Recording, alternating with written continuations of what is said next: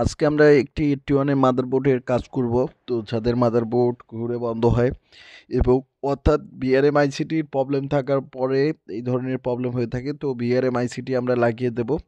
এরপরে যে কোনো ধরনের যদি সমস্যা থাকে, এরপরে আমরা দেখব যে আমাদের ভিআরএম আইসি লাগার পরে কী ধরনের সমস্যা হয়। তো আপনারা যারা আমাদের প্রতিনিয়ত যারা ভিডিও দেখতেছেন, অবশ্যই ভিডিওগুলো শেয়ার করে দেবেন। যেখান থেকে ভিডিওগুলো দেখতেছেন অবশ্যই ভিডিওগুলো শেয়ার করে দিবেন। এছাড়া যারা ফেসবুক পেজ থেকে দেখতেছেন অবশ্যই ফেসবুক পেজটাকে ফলো করবেন। এছাড়া যারা ইউটিউব চ্যানেল থেকে দেখতেছেন অবশ্যই চ্যানেলটাকে সাবস্ক্রাইব করবেন। তো আইসিটি আমরা লাগাবো, লাগানোর পর আমরা দেখব যে মাদারবোর্ডটি কোথা থেকে প্রবলেম। তো অনেক সময় ভিআরএম আইসির কারণে যে রিস্টার্ট প্রবলেম হয়, আর কখন আপনারা এই আইসিটি চেঞ্জ করবেন সেটাও আমি আপনাদেরকে দেখাবো। তো আইসি লাগানোর পরে কিন্তু আমাদের যে এই বোর্ডটাতে আইসি লাগাচ্ছি, একটা ক্যাপাসিটার আমরা লাগাবো।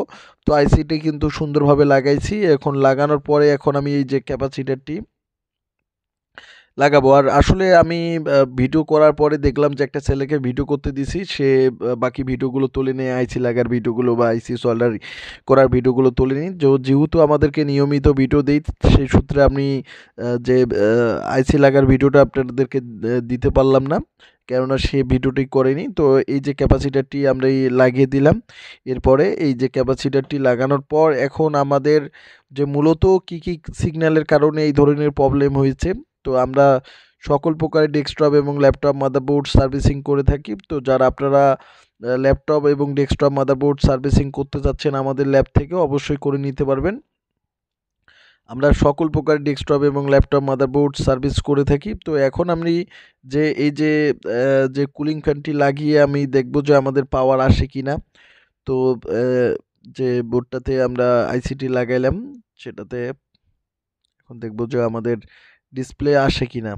তো আপনারা যারা যে কোনো প্রান্ত থেকে আমাদের ভিডিওগুলো দেখতেছেন অবশ্যই ভিডিওগুলো শেয়ার করে দিবেন এবং অবশ্যই আপনারা ভিডিওগুলো শেয়ার করে দিবেন।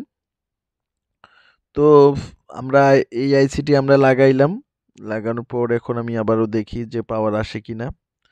তো যারা মাদারবোর্ড সার্ভিস করতে যাচ্ছেন বা রিপেয়ার করে নিতে যাচ্ছেন আমাদের ল্যাব থেকে, আপনারা দেশের যে কোনো প্রান্ত থেকে আপনারা মাদারবোর্ডগুলো সার্ভিস করে নিতে পারবেন।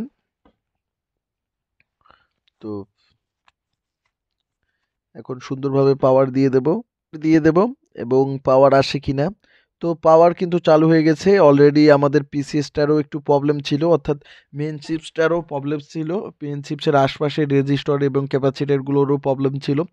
তো মূলত আমরা দেখাচ্ছি আমরা কিভাবে মাদারবোর্ডগুলো রিপেয়ার করি। আর অবশ্যই আপনারা যারা আমাদের ভিডিওগুলো দেখতেছেন অবশ্যই ভিডিওগুলো শেয়ার করে দিবেন।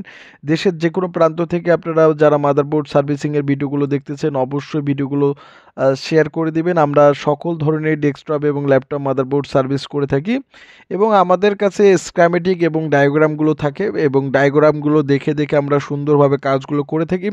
এছাড়া যারা ডেস্কটপ এবং ল্যাপটপ মাদারবোর্ডের সার্ভিসিংয়ের কাজগুলো শিখতে যাচ্ছেন অবশ্যই শিখতে পারবেন। আমরা সারা বাংলাদেশ থেকে স্টুডেন্ট নিচ্ছি। এভাবে আমরা যে পিসিএসের যে রেজিস্টরগুলো যে আইসি লাগার পরে যে রেজিস্টরের প্রবলেমগুলো ছিল সেগুলো কিন্তু ফ্রিকোয়েন্সি মিলছিল না, তার কারণে বোর্ডটি কিন্তু আবারও এই ধরনের সমস্যা দিয়েছিল। তো আপনারা যারা আমাদের ডেস্কটপ এবং ল্যাপটপ মাদারবোর্ড সার্ভিসিংয়ের ভিডিওগুলো দেখতেছেন অবশ্যই ভিডিওগুলো শেয়ার করে দিবেন। এভাবে আমরা যে আশপাশ রেজিস্টারগুলো এবং ডিরাম সিগন্যালের যে রেজিস্টারগুলো সেগুলো আমরা দেখে থাকি। যে এইগুলো হচ্ছে ডিরাম সিগন্যালের রেজিস্টার।